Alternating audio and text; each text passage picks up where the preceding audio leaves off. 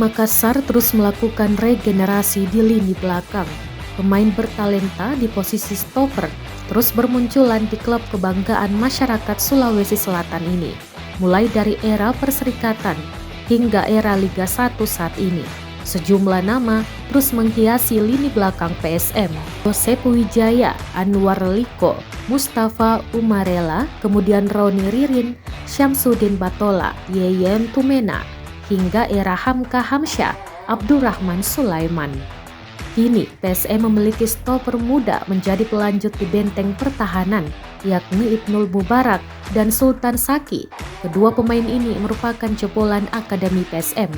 Ibnul Mubarak menjadi salah satu pemain jebolan Akademi, diorbitkan ke skuad PSM musim 2022-2023. Namun pemain asal Penajam Pasir Utara Kalimantan Timur ini belum mendapat kesempatan bermain. Ibnul masih kalah bersaing dengan nama tenar di PSM seperti Yuran Fernandes, Erwin Gutawa, Agung Manan, dan Safruddin Tahar. Sebelumnya ke tim senior PSM, Ibnul tergabung dengan PSM U18 di Elite Pro Academy Liga 1 2021. Pemain yang memiliki tinggi 187 cm menjadi tumpuan di lini belakang. Dia pun berhasil antar PSM U18 lolos dari fase grup. Sayangnya langkah mereka terhenti di 8 besar setelah kalah dari Persebaya U18.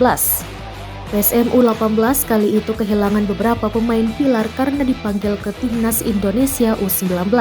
Sementara Sultan Saki merupakan produk jebolan Akademi PSM U16.